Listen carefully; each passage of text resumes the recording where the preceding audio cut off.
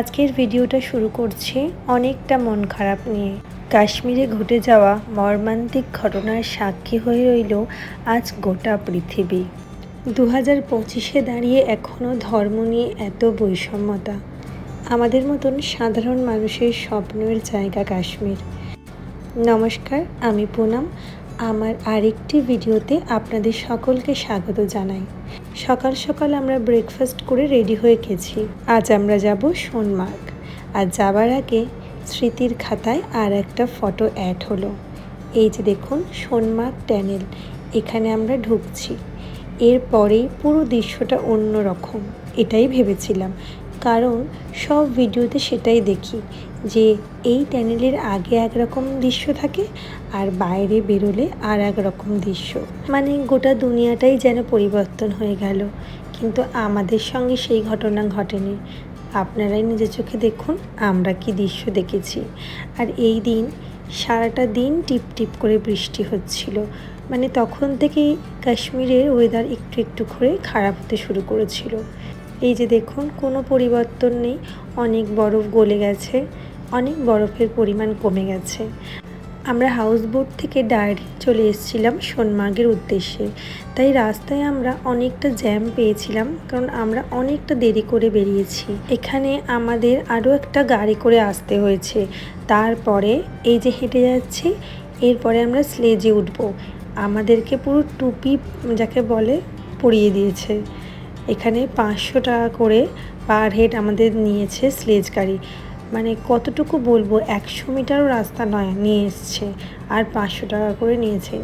আপনাদেরকে বলবে 4টে পয়েন্ট ঘুরে দেখাবো, কিন্তু ওই একটা জায়গায় এনেই আপনাদেরকে দাঁড় করিয়ে দিয়ে আঙুল দিয়ে দেখিয়ে দেবে এইটা একটা পয়েন্ট, এটা একটা পয়েন্ট, এটা একটা পয়েন্ট।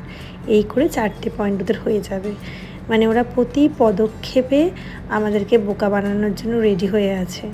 আর এই যে দেখুন, আমরা একটু ফটো ভিডিও করছি, আনন্দ করছি, বরফ নিয়ে খেলা করছি। আমরা খুবই মজা করেছিলাম এখানে এসে সোনমার্গে। এই মজা করতে করতে আরও একটা খারাপ ঘটনা আমাদের সঙ্গে ঘটে গেছে।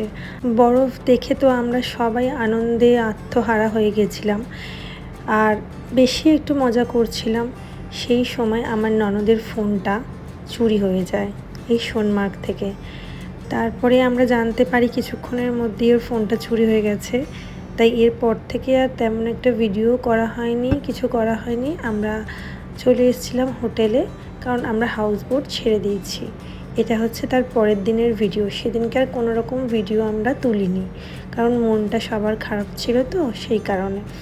আচ্ছা, এই যে আমরা এবারে যাচ্ছি লোকাল সাইট সিন করতে। এই দিনকেও ভালো বৃষ্টি হচ্ছিল। ওয়েদার দেখলে আপনারা বুঝতে পারবেন, রোদ তো ওঠেইনি, সারা দিন আকাশ ভার করে আছে আর বৃষ্টি হচ্ছে। এদিনকে আমাদের মুঘল গার্ডেন, পারিমহল যাওয়ার কথা ছিল, কিন্তু আমরা শুধু মুঘল গার্ডেন যেতে পেরেছি। এত বৃষ্টি হচ্ছিল যে আমরা কোথাও আর যেতে পারিনি। এই যে দেখুন, আজকে ফোয়ারাগুলো চালু করেছে। এই যে আমরা এখন মুঘল গার্ডেনের মধ্যে ঢুকে পড়েছি। ভীষণ সুন্দর, চারিদিকে গাছ দিয়ে সাজানো, অপরূপ সুন্দর এই মুঘল গার্ডেন। এখানে এন্ট্রি ফি দিয়েই আমাদের ঢুকতে হয়েছে, 30 টাকা করে এন্ট্রি ফি ছিল। এই যে দেখুন কি অপূর্ব দেখতে। এখানেও আমরা এসে ভালোই মজা করেছিলাম সবাই মিলে। এখন আমরা 3 জনে এই যে একটু নাচছি। এত বড় গার্ডেন। এখন বৃষ্টিটা একটু কম ছিল, কিন্তু একটু পরেই প্রচণ্ড জোরে বৃষ্টি আসায় আমরা একটা ঘর মতন করা ছিল, ওখানে গিয়ে সবাই দাঁড়িয়েছিলাম। এই যে এইখানটা কিছুক্ষণ আমরা দাঁড়িয়েছিলাম। তারপরে বৃষ্টিটা কমতে আমরা আবার বেরিয়ে গেছি। আর আমরা কোথাও যাইনি, মানে পারিমহল আর আমরা যাইনি। আমরা সোজা হোটেলে চলে গিয়ে মানে লাঞ্চ করে নিয়েছি, কারণ অনেকটা বেলা হয়ে গেছে, 3:30 প্রায় বেজে গেছে। আর এইটা পরের দিনের ভিডিও। প্রায় ভোর তখন 6টা বাজে, সূর্য তখনও ওঠেনি। আমরা বেরিয়েছিলাম গুলমার্গ যাবার উদ্দেশ্যে। এটা ছিল 10 তারিখ। 10 তারিখে আমরা গুলমার্গ গেছিলাম। আর দেখুন তখন সবে একটু একটু আলো ফুটছে, আর তার সাথে প্রচণ্ড কুয়াশা, বৃষ্টি, স্নোফল সব একসাথে হচ্ছিল। তখন 8টা বাজে। ওয়েদার দেখুন কতটা খারাপ। আমরা 8টায় গুলমার্গে পৌঁছে গেছি, কারণ আমরা জেনে এসেছিলাম বিশাল লাইন পড়ে। আমাদের গাড়ি যেখানে নামিয়েছে সেখান থেকেই বরফ স্টার্ট হয়ে গেছে। তাহলে ভাবুন ওপরে কতটা পরিমাণে বরফ থাকতে পারে। প্রচণ্ড ঠান্ডা, রোদ উঠলে হয়তো এতটা ঠান্ডা লাগতো না। আর আমরা আসার সময় রাস্তায় ডেনমার্ক থেকে ওই শু মানে স্নোতে পরার জন্য শু আর লম্বা মোটা জ্যাকেট ভাড়া করেছিলাম। আমাদের 500 টাকা করে বলছিল, আমরা বার্গেনিং করে ওটা 200 টাকায় করেছি। কিন্তু তাও অনেকটাই বেশি, কারণ আমরা তো ওগুলো নিয়ে আর বাড়ি চলে যাব না, আবার ফেরত দিয়ে যাব। যাই হোক, তবে জ্যাকেটের তেমন কোনো প্রয়োজন নেই, তবে জুতোটার ভীষণ প্রয়োজন, না হলে খুব অসুবিধা হয়ে যাবে ওই স্নোয়ের মধ্যে হাঁটতে। আর এই যে দেখুন কি লম্বা লাইন পড়েছে, আমাদের টিকিট কাটা থাকা সত্ত্বেও আমাদেরকে এই লম্বা লাইনে দাঁড়াতে হয়েছিল, ভাবুন একবার। সব থেকে বড় কথা, ওখানে লোকাল কোনো লোক আপনাকে সাহায্য করবে না যে কোনটা অনলাইনের টিকিটের লাইন, কোনটা তৎকাল টিকিটের লাইন, কেউ বলবে না। ইভেন যে বিএসএফরাও আছে ওনারাও কিচ্ছু বলবেন না, এমন কেউ একটু কোনো রকম সাহায্য করে না। আর এখন আমরা ওই বাউন্ডারির ভেতরে ঢুকে গেছি। এই যে বাড়িটা দেখছেন, এইখানে দিয়েই রোপওয়েতে উঠতে হয়। এখনও এই লম্বা ঘুরিয়ে ঘুরিয়ে লাইন করে ওই বাড়িটার মধ্যে ঢুকবো, তারপরে রোপওয়ে। এই দীর্ঘ অপেক্ষার পরে আমাদের রোপওয়ে এসে হাজির হয়ে গেছে। এইটা হচ্ছে আমার ননদ, নন্দাই, তার ছেলে মেয়ে এই রোপওয়েটাতে উঠবে। আর পরেরটাতে আমরা মানে আমি, আমার হাজব্যান্ড, আমার ছেলে আর দাদা তো চলে গেছে আগের দিনকে, তাই বৌদি আর আমার ভাইপো, এইটাতে আমরা 5 জনে উঠব।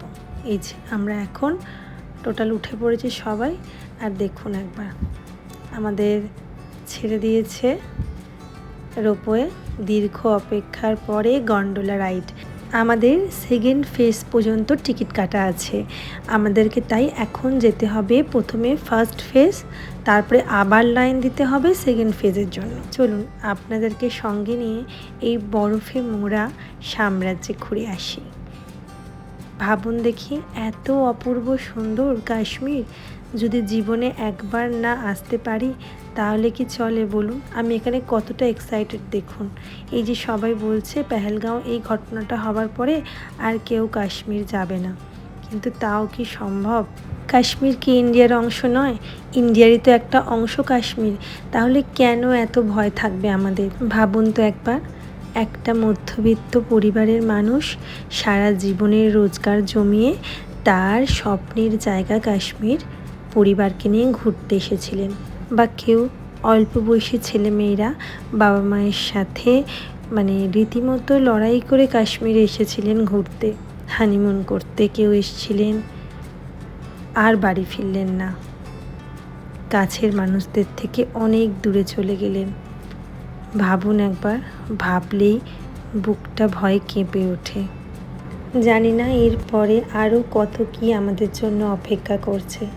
থাক, সেসব কথা বাদ দিই।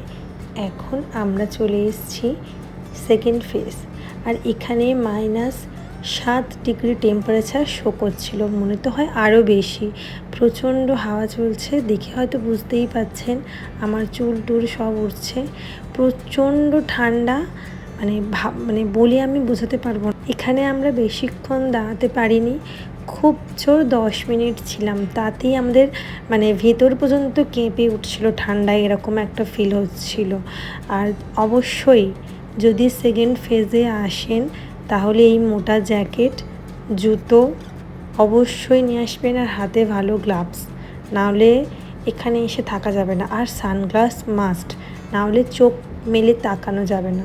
তবে নিচে যেরকম বৃষ্টি পড়ছিল, এখানে বৃষ্টি নেই, রোদ।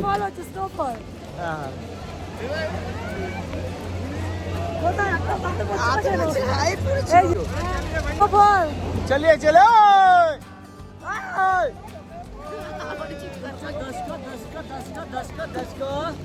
আর এখানেই শুরু হয়ে গেছিল আমাদের সাথে রীতিমতো ঝগড়া, কারণ সবাই লাইন মেনটেন না করে ঢুকে পড়ছিল, তাই ঝগড়া অশান্তি করে লাস্টে আমরা রোপওয়ে করে নিচে নেমে এলাম।